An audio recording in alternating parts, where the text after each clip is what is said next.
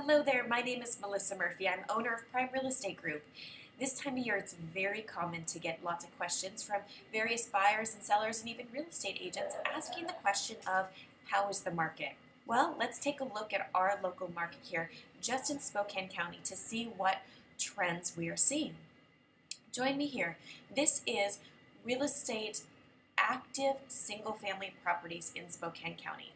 You can see we're going back to September of 2013. We can see that we peaked at 3,350 homes for sale, dropped down to 2,200, came back up seasonally in the spring, peaked again in July at 3,200 homes, and we're back down now to 2,400 homes for sale. Now what's interesting is if you look back from the same time last year, let's see, we see November of 2013, there's 2,588 homes for sale. Now there's 2,400, so less competition. Let's look at how many homes actually sold. There were 401 sales last year at this time. This time, just last month, there were 485. Less homes for sale, more sales, and let's look at this indicator. 384 pendings last year, we now see 418. So all in all, very good signs.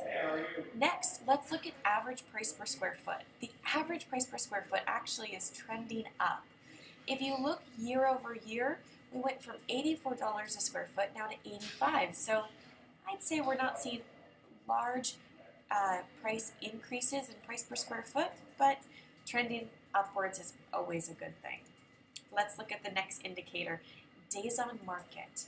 Now what we can see days on market, it almost looks like if you just take an average, last year at the beginning of last year we saw a lot of 82, 87, 90 days on market. It seems like days on market is dropping and we're seeing now around 76 days on market. So that indicator is trending in the right direction. Now the top line here, that is selling price to original list price. And what we see is the most recent numbers indicate that homes are selling for 95% of list price. That's great. So if a home is listed at $100,000, it's selling for 95%. We saw that we peaked at 97 back in April, 97 in July and August. Overall, that number is holding pretty consistent. Next, let's look at average price for sale and sold properties. What I like to look at here, this green line, this is basically what sellers are asking in the marketplace. And what do we see averaging? It looks like sellers are getting a little bit more optimistic in the market and prices are rising. We peaked here in June at $268,000. Going back to just last October, we were at 251 and now we're at 262. So we're seeing slight increments of, let's say, confidence on the seller side. Most importantly though, let's look at what buyers have to say about the market. That is indicated here with the red line. What we see is, it looks like it's holding pretty steady. Last year at this time, the average buyer paid $193 for a property, and now it's at $195. Seasonally, we saw in the 205, 207, and 215 range, which is good. So it seems like a general trend is as follows. Prices do tend to go up a bit in spring and summer, as does inventory, and it tends to drop a bit in the fall and winter. As I've said before, in most markets, that is a seasonal trend that has shown to be consistent here in this market. The last indicator we're going to look at is what's called the months of absorption.